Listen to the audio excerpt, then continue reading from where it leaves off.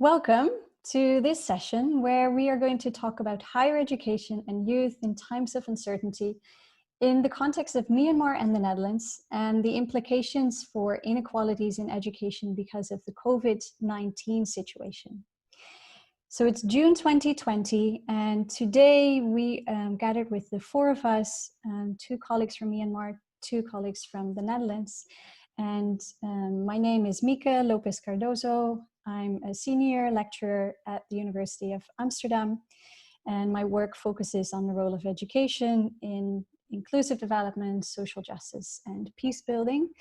And I would like to ask my co-creators and co-speakers to also briefly introduce themselves.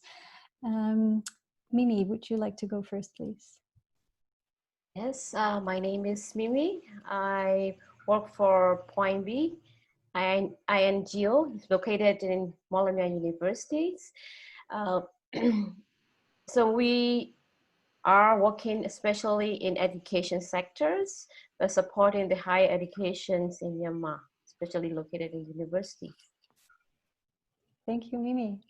Aye, can I please ask you to introduce yourself? Hello all. So I have experience of working with Mika and also Lizzie as a part of the research consortium. I think you already know the book. So I was part of the book and also participated in the research consortium. Thanks, Aye. And Mimi was part of that collaboration as well. So this was the Research Consortium on Education and Peace Building, which was a collaboration between University of Amsterdam and several partners in Myanmar, as well as a broader consortium with the University of Sussex and Ulster University and UNICEF. And that was between 2014 and 2016. And we co-edited and wrote a book on education and peace building in times of transition in Myanmar. I would also like to give briefly the floor to Roxanne. Could you please also introduce yourself? Thank you. So my name is Roxana Dumitrescu. I'm currently a student within the International Development Studies Research Masters, and I'm also a student assistant with Dr. Mie Mie Lopes Cardozo. And I'm glad to be invited into this session. And we're very happy to have you here. So what we will do, we will move to the next slide. And for this meeting, we're going to start with a little bit of a global view. And we're going to look at some of the impacts and responses to the pandemic that we, within this world, find ourselves in at the moment. We will look at this through the lens of both the impacts on education and inequality, as we see those two as very much interconnected. That's also the reason why we wanted to briefly highlight the importance of an intersectional view. Then we will move to a contextual view. And here we will bring in some examples from the situation in Myanmar and the Netherlands. And finally, we wanted to discuss some of the impacts on the well-being of students and teachers and those involved in the education sector and those that are falling outside of it, and more of a holistic view on education and learning, especially in these times of rapid change and uncertainty. So let's move to the next slide and start with looking at the impact worldwide. So here we see a map which was produced by UNESCO, and this shows this is from February. We're moving into March here, and we see the affected learners showing on the map, and we also see the responses. So this is a monitoring of school closures, and the bright pink color is localized responses. So these are localized decisions on school closure, countrywide school closures. And the blue countries that you now see appearing as well as where schools are still open. And it's quite interesting to see the change happening over time. So here we move towards the end of April into May. We can see also how quickly actually all regions around the world became impacted, and also how different governments have responded in terms of closing down the education systems for their learners, for their teachers. And of course, we can imagine that the closing of schools is not something that is unknown. It happens in situations of emergency and of conflict. So this is actually a field of study that we as colleagues are also working on. And so we know from the literature that school closures, absenteeism of students because of health reasons or not being able to travel, as well as for teachers, is a situation that many countries are that are facing emergencies and conflict are working with. But this COVID situation, this pandemic, is the very first time that there's been such a impact worldwide on education systems. And this map shows kind of these effects. So if we move to the next slide, we, in preparing for kind of our work together here, we posed ourselves the questions of how are inequalities already existing in societies around the world being reproduced or exacerbated due to the outbreak, or in some cases they might actually be diminished because of online forms of teaching. So there are quite interesting nuances, but most often what the initial results and data show is that inequalities that are existing are actually growing stronger, and we'll go into some of the examples a little bit later on. And so what does it mean for education systems? And so what does it mean for the initial responses that we've seen with school closures? How does this actually impact on inequalities? And UNESCO's IIEP, the Institute for International Education and Planning, the director mentioned that this is really a universal issue. So all countries have to consider how this pandemic might widen inequalities, and all countries need to take action to address those. So this already gives us a view of the different stages of kind of the immediate responses, the actual kind of trying to then cope with the situation, and then the transformation and kind of adaptations of systems. So the next slide then moves us into a discussion that we can also see emerging in some of the academic work and academic debates on the importance of inclusive education and embracing diversity in education, because of the need to see existing inequalities in education, but also the worsening of inequalities because of the COVID situation through an intersectional lens. Intersectionality, meaning that different forms of marginalization actually intersect and come together. So you can see this, for instance, visualized in the lower visual, where you see certain identity characteristics overlapping or coming together. And when students find themselves, or teachers find themselves in a situation where they have various forms of marginalization. So for instance, the impact of COVID on students that will need to stay at home in a home situation where there are many family members living together, where there is a lower economic class situation, where the family is also from a minority racial or ethnic background or religious background, or when a student is, for instance, working with disability. When all these things come together, you could see that different forms of marginalization and inequality intersect. So it's not enough, so to say, to only look at how, for instance, women and girls are impacted differently. It's not enough to look at how people with disability might be impacted. It is not enough to look at those that have very limited access to online teaching for multiple reasons. We have to look at how these different factors come together. and the current kind of situation around discrimination and the anti-discrimination movement in the United States and responses to those, this situation in other parts of the world, only make it more visible and urgent to look through this intersectional lens at inequalities and at the role that education plays in discussing these issues, in also ensuring that our education systems are not reproducing the inequalities that are already there.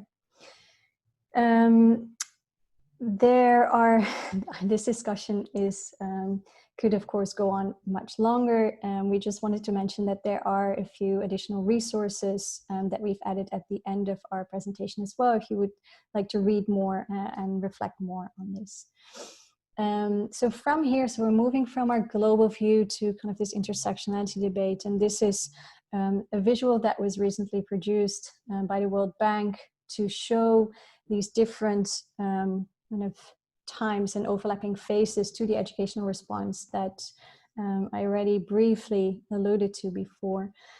And when we saw with the world map that started to change with the different school closings, we saw as an initial very visible response that schools were closing down, and many of us, wherever we are in the world and whatever age we are at, have probably in our own lives have seen the effects of this school closure, even because your own schooling has been hampered, maybe because it was your children are now not able to go to school or are being homeschooled or are attempting to follow online forms of education.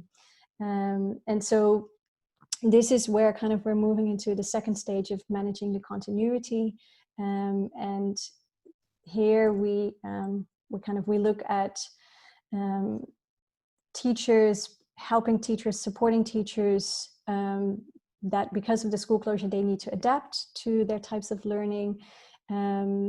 We also need to kind of here in this phase, look at students' overall well-being. So there's been interesting examples of schools trying to reach out to students that have not been able to be in touch. So these are some examples that I'm giving more from the Netherlands. It will be interesting to hear more about what is happening in Myanmar in a moment. And then improving and accelerating the last phase is where we don't just think about reopening the schools and returning to normal, but actually seeing this moment of the pandemic in the world as a moment to reflect and potentially build back better, as it is referred to here. So here I would actually like to give our colleagues from Myanmar a chance to briefly reflect on the current situation in Myanmar, and kind of to maybe talk us through a little bit of these initial responses and the current moment that we're in at the moment, and maybe even looking a little bit forwards about what is what we think might happen in the coming period. Aye Nyein, would you like to come in at this moment? Yes, thank you, Nikki. So here right now is also every school, I mean like high school, middle school, primary school, and also tertiary level. Every single school is closed. And also there are so many problems at the moment, because as you know, Myanmar is a very poor country, and also there are so many students in one classroom, for example, over 60 to 80 students in a classroom. So, I mean, there is also a question for the government. when we are going to practice social distancing, when we are going to reopen the school, and also what are the effective way to keep those, crowded classroom, to follow the guidelines from CDC or to follow all these health precautions measurement or something like that. So that is also questionable at the moment, but we have seen the announcement from Ministry of Education last 2 weeks ago that starting from July 23rd, so the basic education level that is called like primary, middle, secondary, and also high school will be reopened, and also they are planning to do 1 week on and 1 week off. So the students will be divided into 2 groups, and also one group will be in school for 1 week, and then they have to take a break for another week, and also group B will take 10 and also attend in the school. So that is the current situation at Myanmar right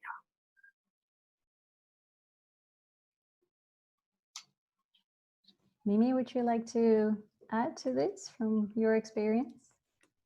Yes, I think in generally nationwide, I think the managing the COVID, it's quite amazing. Even though we are a small country, for as A mentioned, but then the managing the how do we call the cases is quite amazing, that it's not spreading a lot, because they have traced down all the case, all the patients.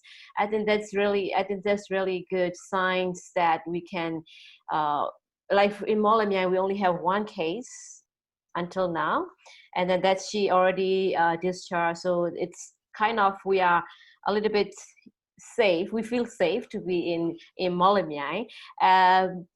And starting from today, actually, they are like whenever we go out, we have to wear a mask. Otherwise, they were going to fine us. So it's kind of the rules, and also kind of following to make it strict, as well as kind of managing so that it won't be chaos.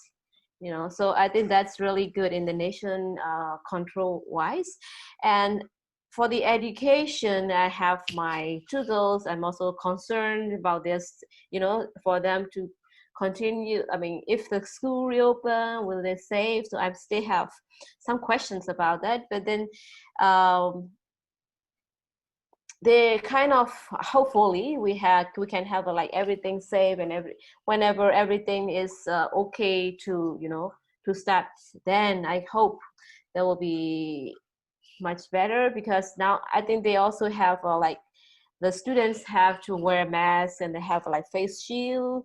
I don't know with the younger children how would that be, so even adult cannot hold it for 5 or 10 minutes. So that's another question that we need to see what happened, because we can't say anything yet. Nikki, I would like to add one more thing about tertiary level, because so the government just only announced for the basic, like education level, high school level will reopen, and also this is the plan, but they didn't announce that the university will reopen. So we don't know exactly when they are going to reopen, and also their future is uncertainty, because when the COVID started, hit a big hit in Myanmar and also in Southeast Asia, so the government stopped the university exam. For example, like some university courses, so they just only left 1 subject to the exam. But the government said that no, you have to go back home, and also they feel that questionable about whether I have to come back in school when the university reopen, and also do I need to sit only 1 subject for the exam to finish, to get the grades, or maybe should I also sit all these subjects, like English or maths or other subjects for the exam. So that is also a very kind of hot topic among university students, and also uncertainty about the opening, uncertainty about their grades, and also uncertainty about their exam. So this is the current situation here in Myanmar at the tertiary level. Thanks for sharing. I think we can also maybe move to the next visual that we had, which I think is already starting to cover some of the insights that we're sharing. And just to follow up on kind of this sense of uncertainty within the higher education system in the Netherlands, I think that is very much also the case. There's different estimations of when universities would reopen, to what extent. I think the latest communication that we received is that possibly after summer, up to possibly 20% of the teaching might be on campus again, but we're not entirely sure. There are also possible estimates within kind of the wider coverage in the media that when the fall season, the autumn season or winter season starts, that possibly restrictions would become stricter again because the virus might pick up. So there's a lot of uncertainty, I think, as well. In terms of the schools here, primary schools, daycare centers, high schools have been closed as well for most of the time. Recently, since about 3 weeks, the daycare centers and the primary schools were kind of opening again, but in a phased approach. So similar to what you discussed, AA, 1 week off, 1 week on. Here, I think they had different groups of students coming into school. Different schools had different options. I think daycare centers started to reopen more or less as normal again. And now, actually, since this week, I think high schools are resuming as well. So it will be interesting to see. But so far, the estimates are that there has been no acute impact in terms of the spread of the disease with the reopening of schools. But of course, it's still a bit early to say something more concrete about that. But I feel that is a little bit of a sketch of the situation here right now. Maybe it would be interesting to hear from Roxanne, to hear your story about how you've experienced as a student your experience of the last few months, really. Could you please share some of that? Yes, of course. Personally, I feel that the University of Amsterdam has mobilized and transitioned smoothly into the online teaching. At least that's how I felt as a student. I think the second week after the university closed, we already had online classes and everything went well. I cannot complain about anything, and I think everybody handled the situation as it should have been handled. Nevertheless, it did have an impact on our well-being as students, and I'm sure for our professors as well and our lecturers, because of all of this uncertainty. We're still not sure when we will be allowed to go back to studying in class, and also our field work has been canceled, which most of us have been planning a lot for, and also it's just not knowing how our masters will unfold because of this whole situation, and also how are we gonna enter the job market in the real world after this ends due to this pandemic. So it did impact us, I think, our well-being and mental health, but we did receive, I think, quite a bit of support from the university and our lecturers, and I think that was helpful. But it is a weird times for students everywhere, I feel. Thanks, Roxanne, for sharing that. It might be interesting to hear a bit more, Mie Mie, from you, as your work is also very directly located within the university context, within Aye Nyein. Could you maybe also share something about how you feel that both students and lecturers at university, what has happened for them over the past months? What has been the impact, and how do you see this moving forward? Also, if we connect it to kind of issues of inequalities and maybe already vulnerable students, how this has maybe even more impacted on them. Yes. So starting from the time where, I mean, the government's announced to close down all the university, all the schools. Since then, the university is quite, dry, quiet in the campus right now until.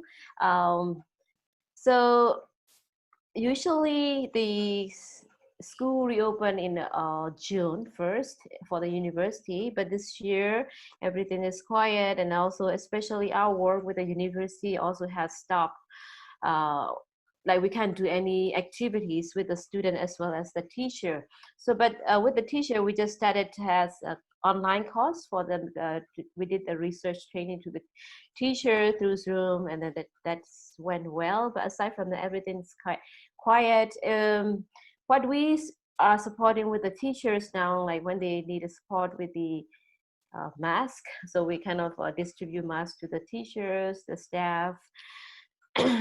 In terms of the students, a lot of them doesn't have, like rural area, a lot of them doesn't have a computer or laptop, and they don't know how to use it. We are thinking of doing some online courses for the students as well in the future if the schools are not yet open, if that's because we don't know when it will be.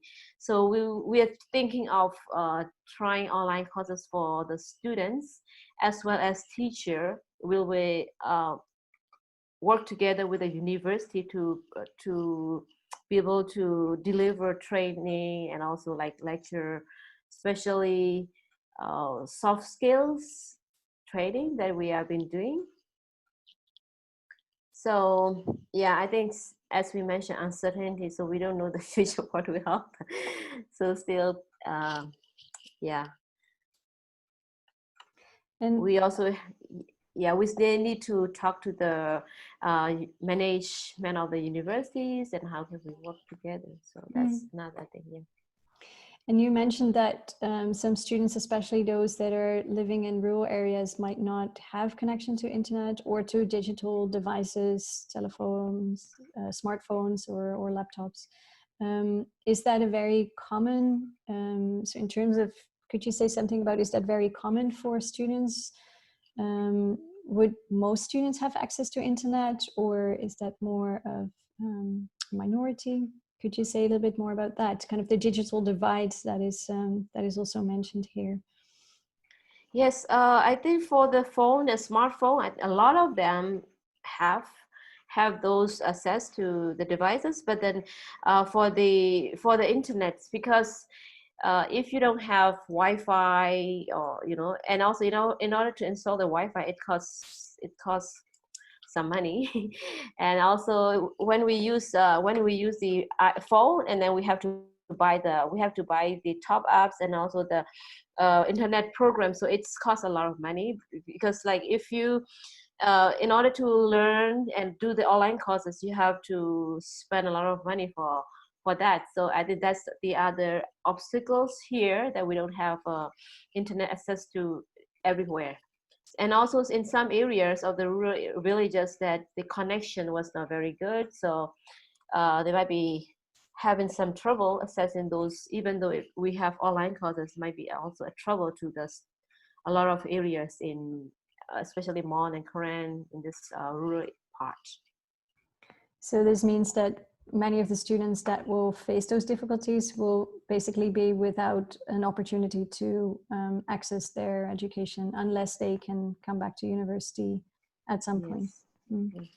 And Aye, could you maybe say something about your work more with the youth movements and student movements, and some experiences that you heard also in relation to kind of looking at how it impacts inequalities and students that are already facing forms of marginalization, and how this is maybe even worse at the moment?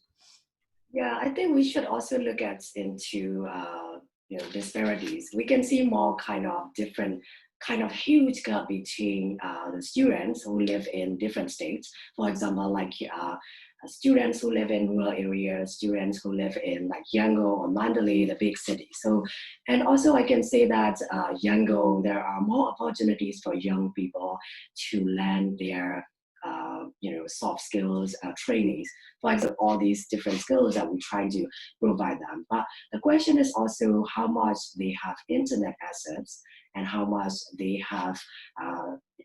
They need specific, materials to connect those virtual or online learning.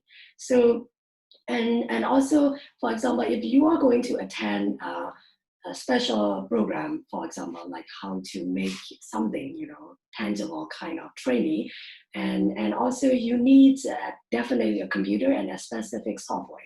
And if you don't have that, and you cannot connect with your mobile, because mobile has a very limited kind of what is it called, the technical barriers, so that is also very difficult for some people, because you can also buy very low paid mobile phone from China with $50, but if you wanted to attend specific program, and also you should have computer, and also if you don't have computer, that will cost more than $300, $400 per computer, and also you cannot access to those skills. So that is a question about poverty, and also a question about financial background of your parents, and also a question about how much you have access to those network, which offers different skills for young people. So even you have mobile phone, if even you have your own mobile data, but you cannot say that you are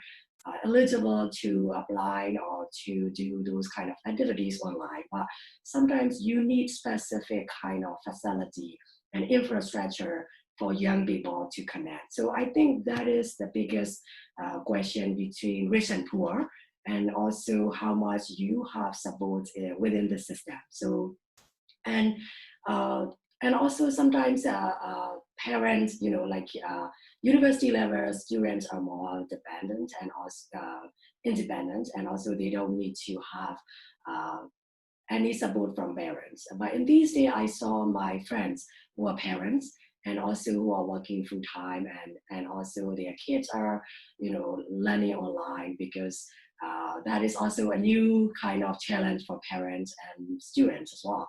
But the problem is also sometimes even parents, they don't have technical skills to support the kids when they are connected to the online learning, virtual learning. So British Council has now offered English language classes for them. And also my friends wrote that, oh my gosh, that is also very difficult, the most difficult part in my life, because I have to work at the same time my son's computer doesn't work in the first day of school.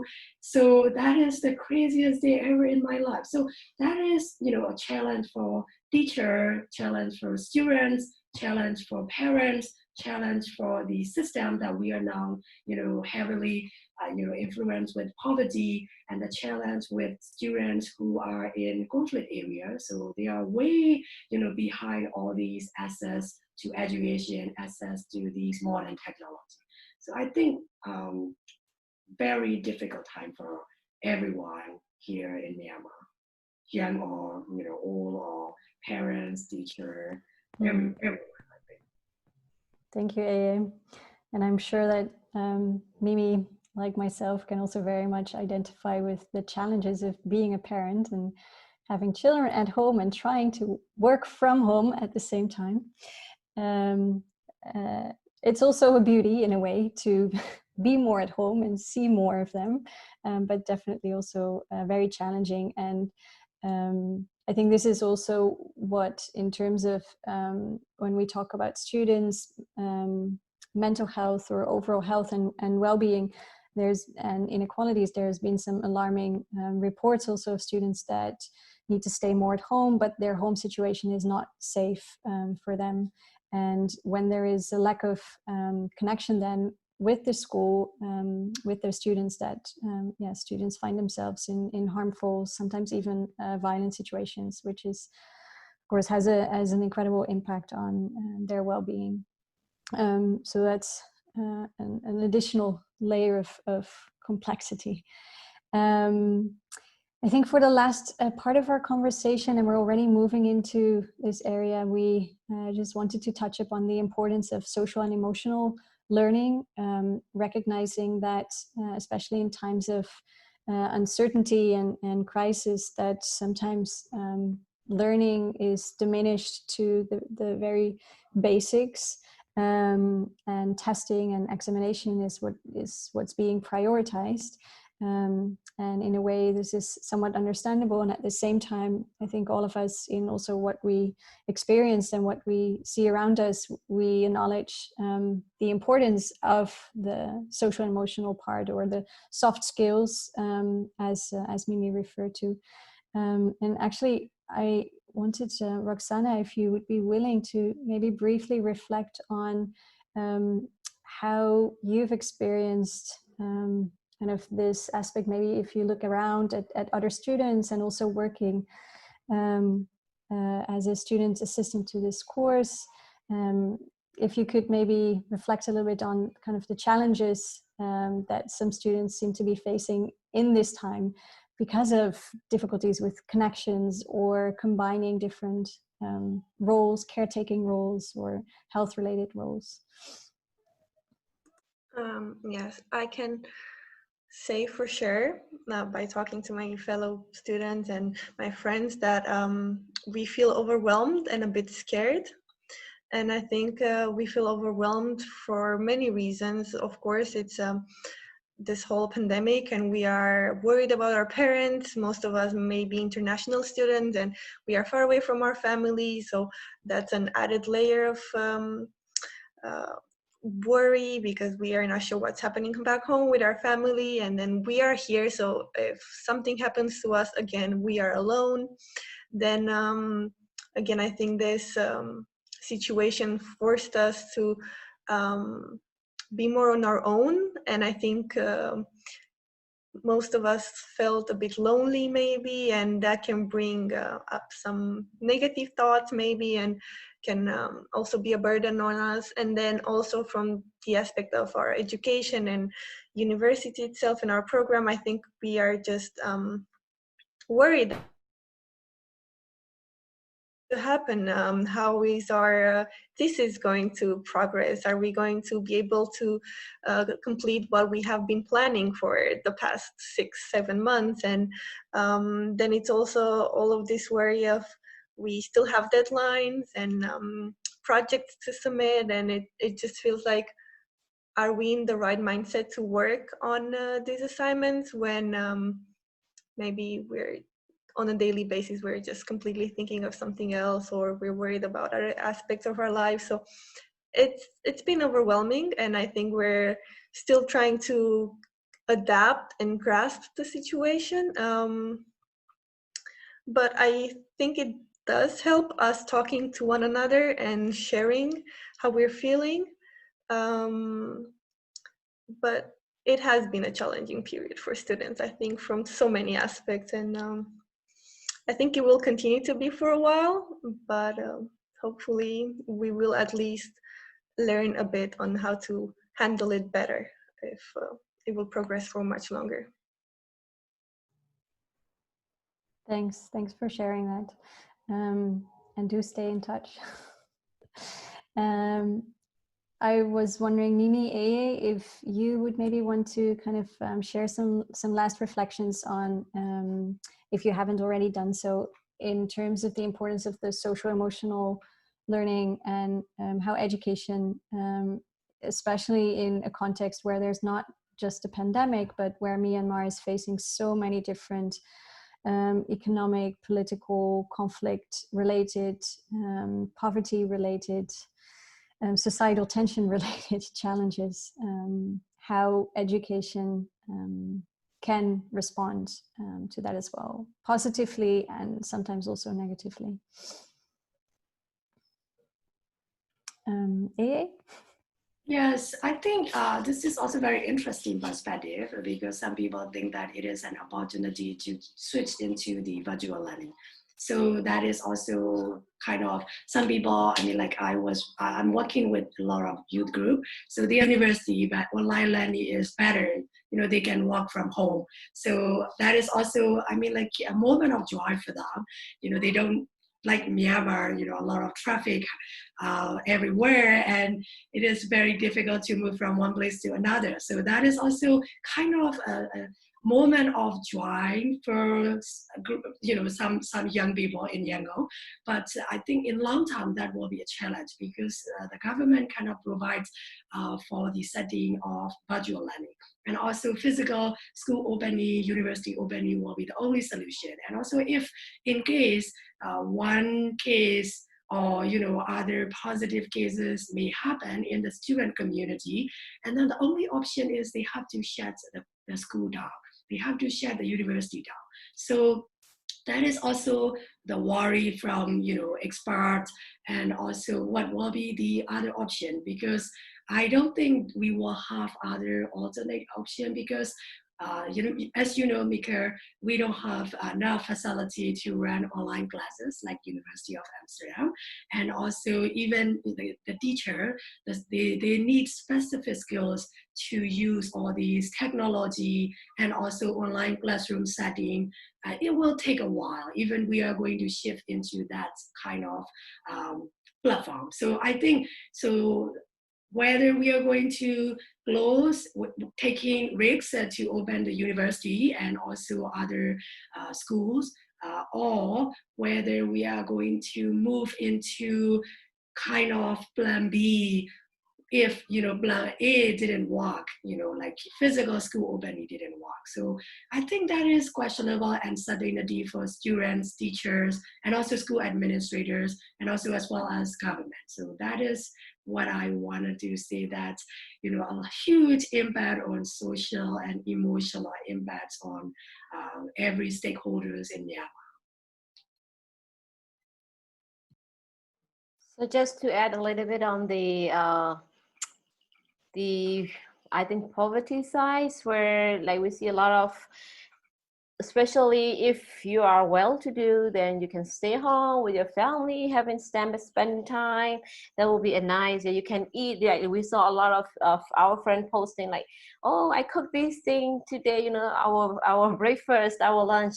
But then those who doesn't have those opportunity, in order to stay in the room with the family in a shaded hat and then nothing to eat, it's different from the wealthy family. So it's a real, and a lot of people are losing their jobs. So that can also affect the family life.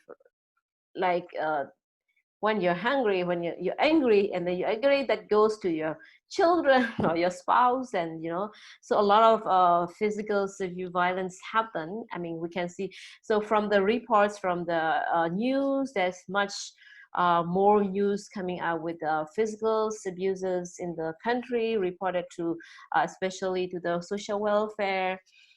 And yeah, so there's a lot of things, even the student, I mean, like the children, that the parents can support them, they also feel like loneliness, like I want to go to school.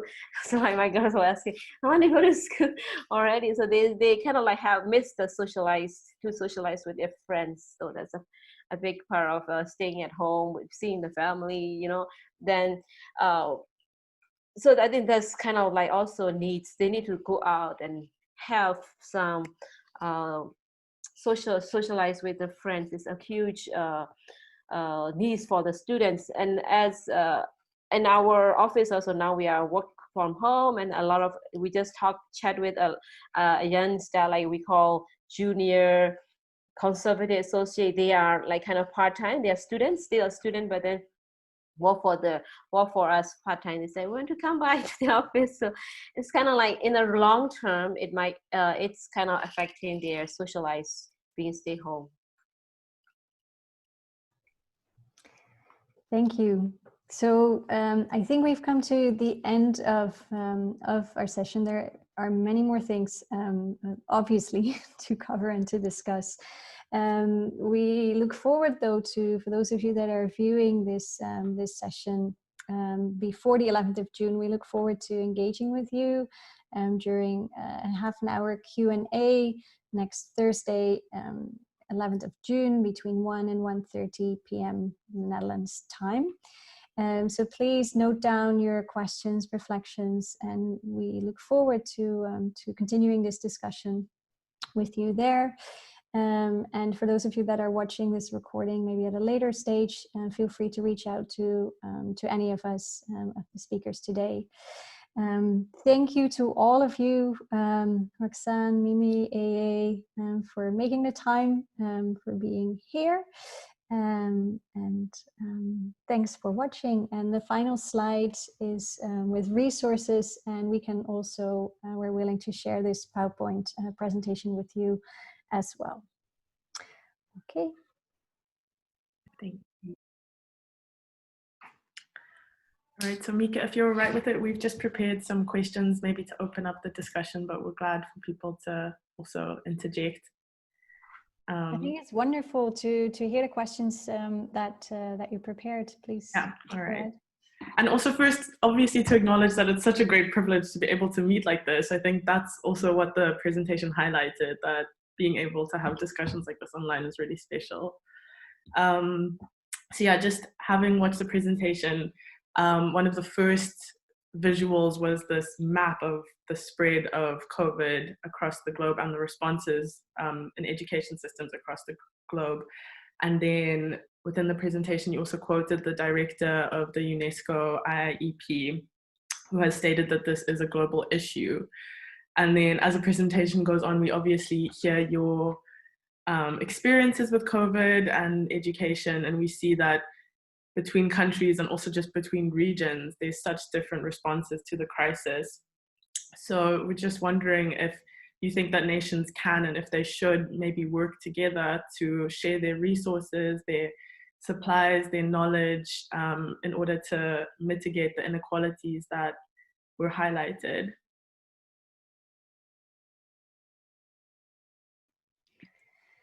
Thanks, Emma. That's a great question to start with. And rather than me responding to this, I would actually like to invite all of our colleagues, also Mie Mie, Aye, Melina, Roxy, as well as the rest of the audience. So rather than this making a traditional question and answering and sticking to that hierarchy, I'd be happy to respond, but I'd like to first open the floor to other speakers as well. Mie Mie, Aye, would you maybe like to reflect on this question? So the question whether there should be investments made, or there should be attention paid to the way in which nations or countries can share their responses in relation to what happens in education systems. If I'm summarizing your question well, Emma. Mie Mie, Aye, would you like to maybe respond to this one, or Melina or Roxy?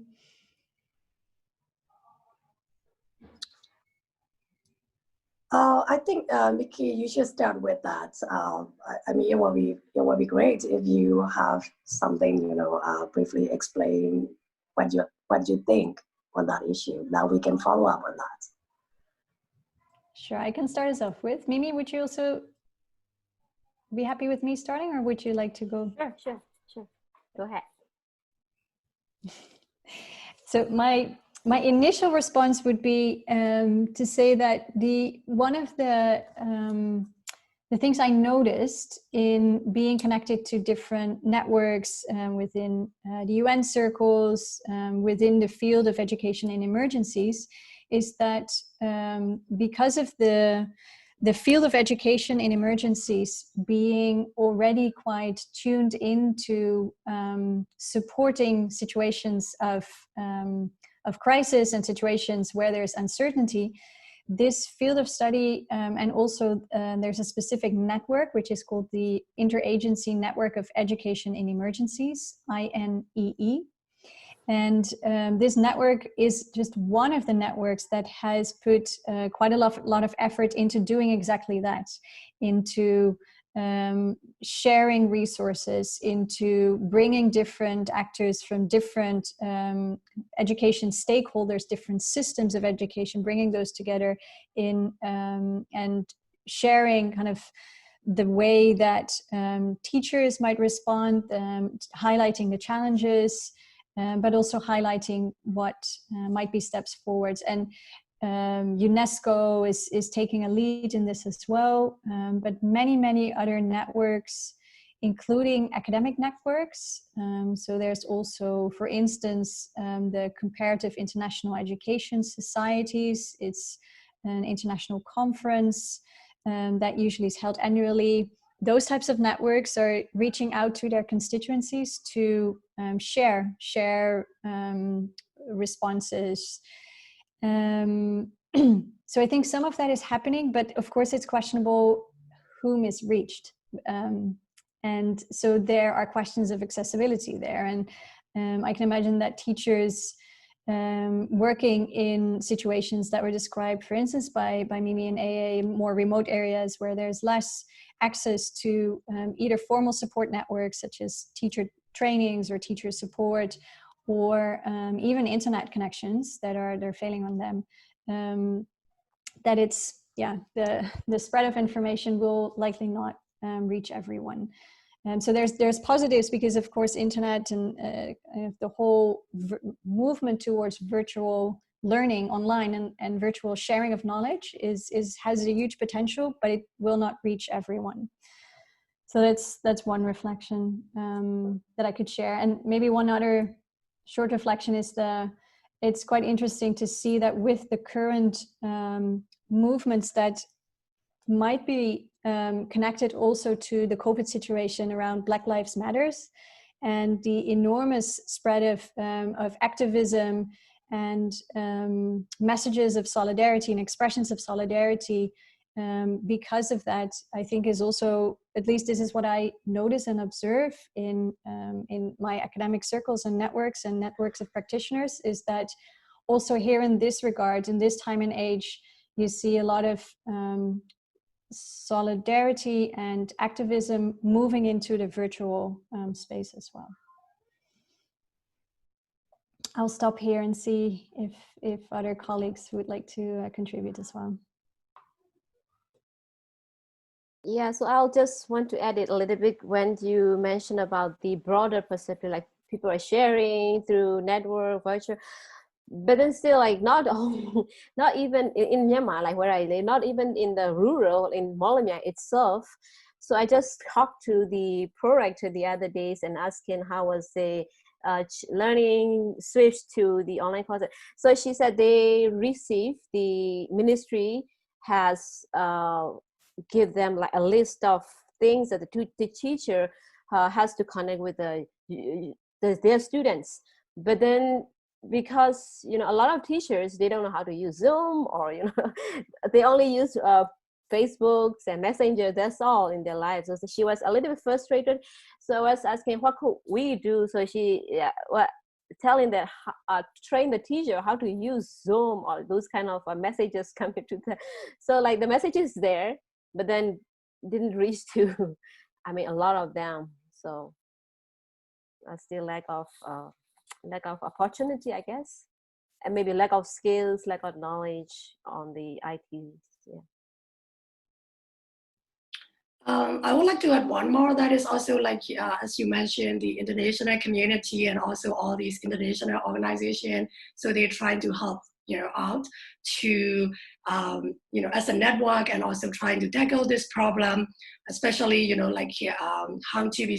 how to be safe, and also how to live in a new normal life and everything. But the problem is also here in Myanmar, so we don't have capacity enough to have testing here, and also we cannot buy a lot of testing, through kiosks or something like that. We just only totally rely on the donor. So WHO or UNICEF, they just only focus, how much the toolkits they can provide and they can donate, like Japan or especially like China is helping a lot in this case. So, and whenever we talk about education, in this situation, and I don't see a lot, they trying to contribute to the education yet.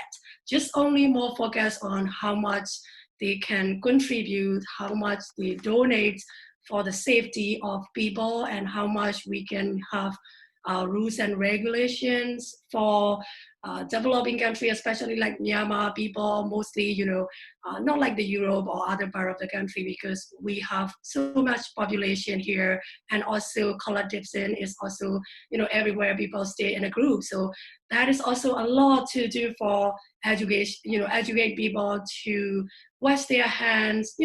These are more priorities at the moment, rather than, reaching to the education level. So that is the current situation at the moment in Myanmar. So beyond that, yes, it is great if we can move into the virtual programming or online learning system, but there are so many barriers, as you mentioned. So recently I was switched in and out to the Zoom because there is electricity shortage here in Yangon. So I have to use my mobile phone.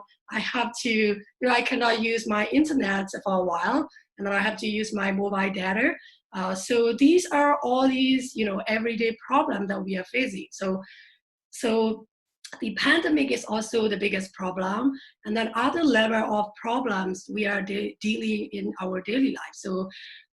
So whenever we talk about how much we, or the government or international community can contribute to, specifically in Myanmar's education sector, I can say that, very, very low. So yeah. And also a huge amount of investment. If we are going to shift into the online learning, that is also questionable how much we will get, donors' interest in these kind of virtual setting, or online classroom or whatever. So that is not, donor can do alone, or the government can do alone. So, and also even, people are not ready yet, because even they can provide basic infrastructure like electricity or internet connection, but people who are, less than $3 per day, their daily income is less than $3 per day. So how can they buy computer, and also how can they make efforts to pay for electricity, to pay for internet bill and other additional costs? So, a huge challenge, here in Myanmar. So that is what I wanted to add.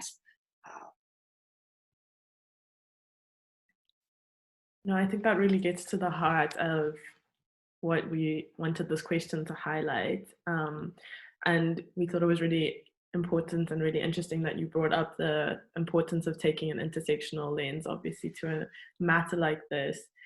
So we're wondering if you, in doing so, how maybe you think that this can help the most marginalized people in the education system and make sure that they are taken care of, and how you can make sure that educational policy with an intersectional lens would not further worsen their position, but might instead address their position and maybe even rectify it. I don't know if you have any, it's very hard to speculate and to have concrete examples, but maybe you have some ideas.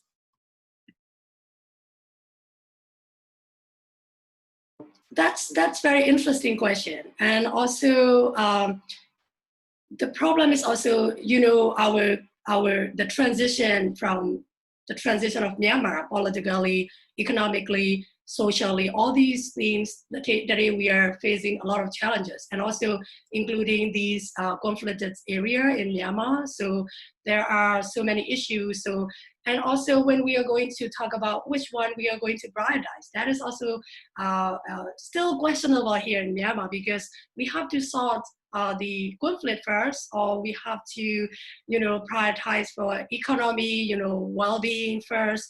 So there is no exact answer at the moment. So, and even the government, I mean, like the current government, we fight for the military dictatorship for many years, and also, and the problem is also so many generations, like more than 5-6 decades, we were lack of education and also proper critical thinking. So that is also questionable about their capacity on governing the country. So at the moment, these are political, economical, and also social issue as well. I think all of you are aware about these conflicts in ethnic area, as well as these religious conflicts. So these are additional forces that we have to sort it out. So I think I don't have exact answer, but I only have problems that I can share with you all.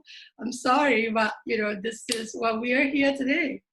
And also maybe you you all are interested in contributing, that will be a good example, this and that. We are very welcome. That is also the reason I joined this session, because I would like to hear more perspective from international community, like you, young people have more, insightful ideas and also more interested in, this kind of issue and interested in, comparison to this and that. That will be very helpful.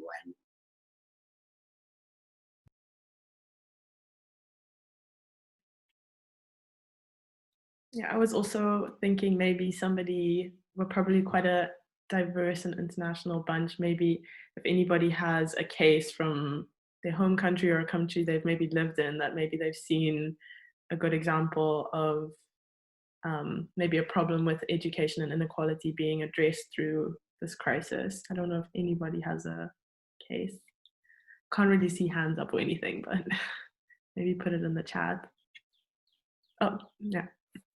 Okay, actually, in the university level, so yesterday I talked to the provider and she mentioned about a company. She did not tell me the company name, but a company has reached out to the government, and they want to put up the digital learning platform like free of charge to the university. But the problem right now here is in the university they have to score the matriculations score that will go until like July. I think July, yeah, until July. So now right now they cannot do anything about that, even though the company is like willing to freely install the digital learning platform. So I think that will happen. That will happen after the exam systems finished.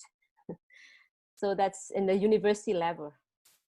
But then the teachers still like lack of skills in using those kind of things. So we need to address those. I mean, if that helps.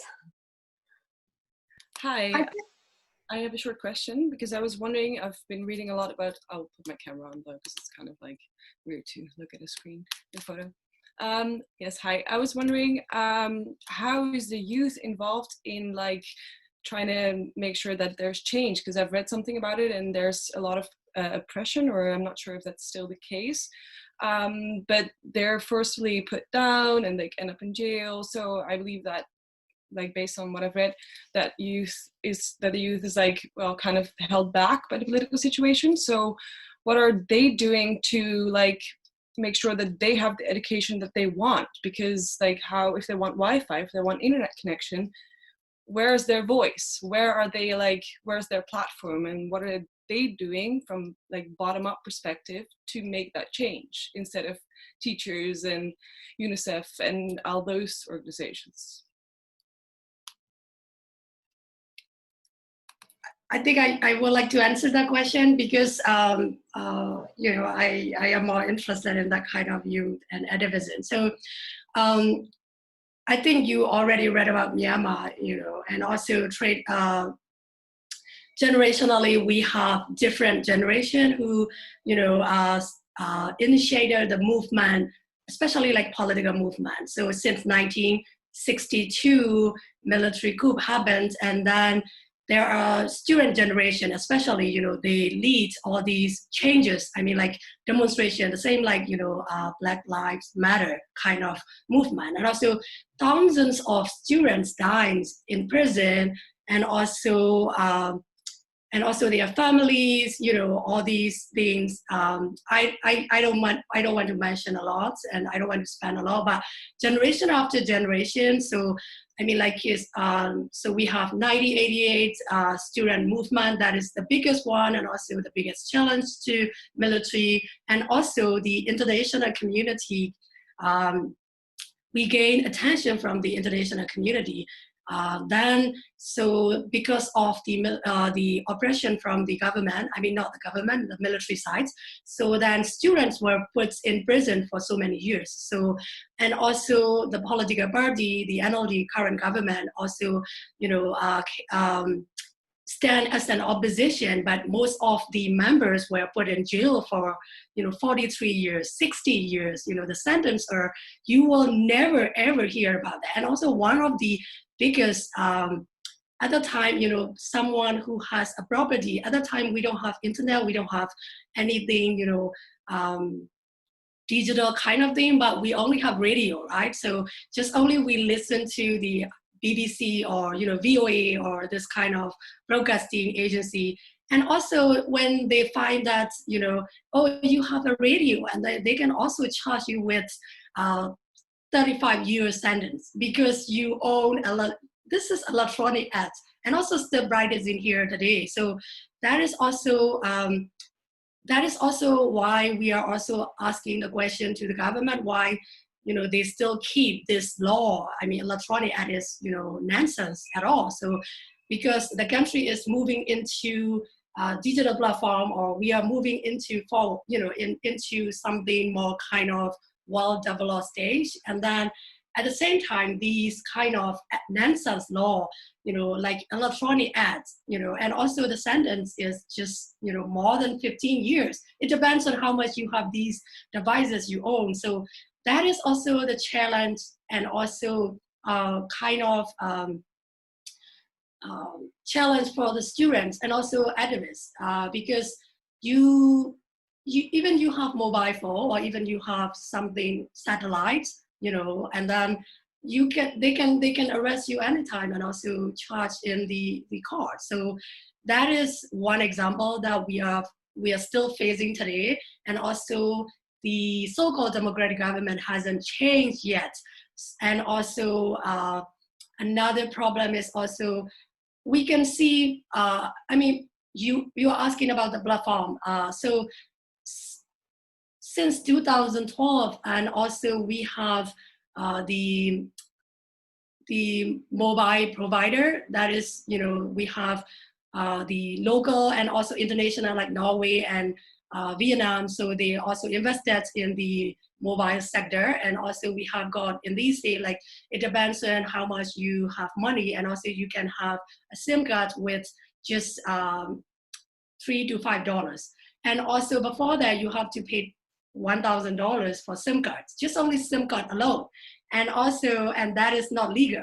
And now it moved into, since 2012, we have mobile SIM cards with a cheap price, and also between $1 to $3 or for $5, something like that. So, and also, and China-made mobile phone are also very cheap in these days. So you can buy, China-made mobile phone. And also people started to use digital platform. And also, but the problem is also the lack of education for so many years, and they don't know to be responsible mobile user or responsible digital user.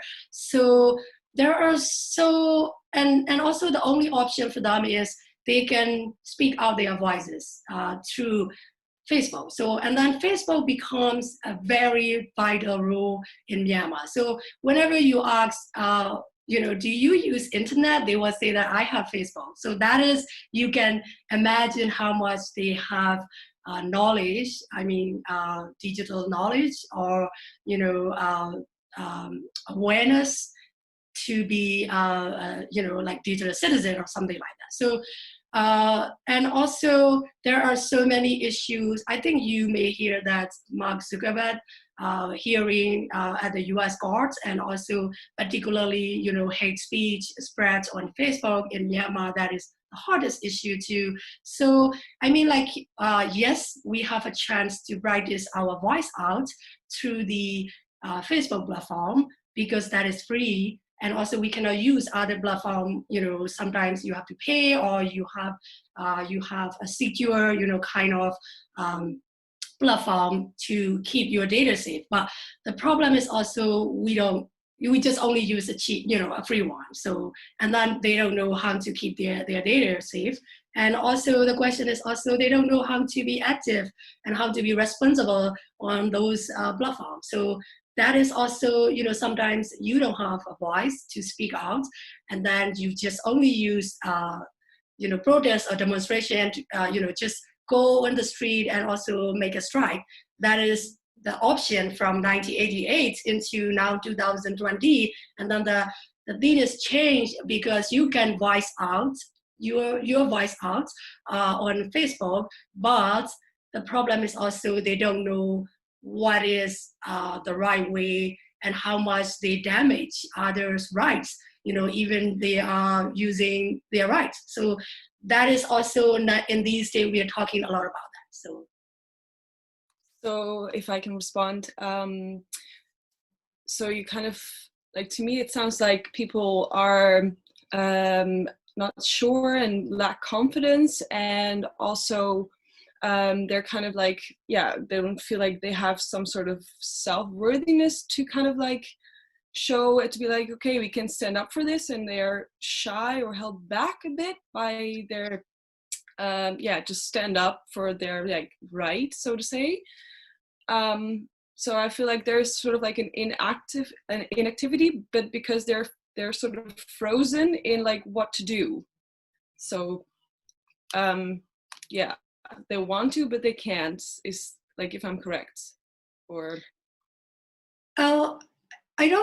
I think, partially true, but on the other hand, that is that some are very smart, smart user on Facebook, but the problem is also they are using a lot of propagandas, because imagine, a country without any international connection for 5 decades, 6 decades, and then suddenly it opens up to see what is happening in the world, and then there are so many curiosity for that, and then you were in the cage for 5, 6 decades.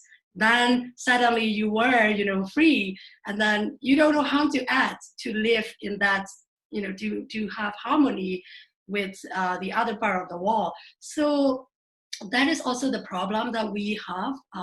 But when I look back 2012, the situation was so bad. And then when I look back in these days, and then people are more aware about how to be safe online, and also how to protect their rights as well as others' rights, when they use their own rights. So, I mean, like, gradually we are more responsible. I mean, like, people are more responsible, online user, and also,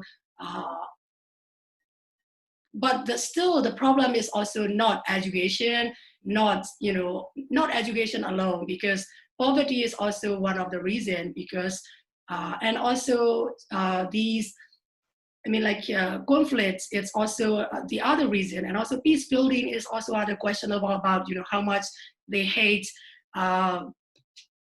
other race, and also how much they don't know how to tolerate the differences. So these are still going slowly into a change. But I think sometimes the international community also put pressure a lot on those people, because they wanted to see, hey, Myanmar is changing, and also we wanted to see this and that. But I mean, like, for 5, 6 decades under military dictatorship for those years, and also the education, and also the situation that we faced for so many years, and we live under fear, and also we live, information that we get is just only propaganda. So I think, I mean, it will take a while. I mean, like, I understand that you expect that, oh, Myanmar is changing, and why you don't change this, you don't change that, and also, but there are so many challenges, so many problems we have to tackle, and we have to sort it out, but we are going slowly, into a point that we aim to. But I don't think, it is not, I mean, like, some are going forward, some are totally, going backwards. So I think you heard about all these problems. So these are the backdrops for, the situation here. I'm just going to interrupt, Anik, because I just want to give Mie Mie the floor as well to also respond to the former questions that that you posed, if that's correct. I'm also mindful of time, and so I'm also looking at Emma to see if there's maybe a way to, within the next 5 minutes or so, to have maybe a final round or a final reflection question. But maybe Mie Mie, especially in relation to the role of youth and the way that youth can express their voice during this time of COVID. In your experiences with university students, for instance, if you could reflect. Yes, so in this time of period of COVID, there's a lot of, I think not a lot of, but like Mandalay University, and then where is it? Yeah.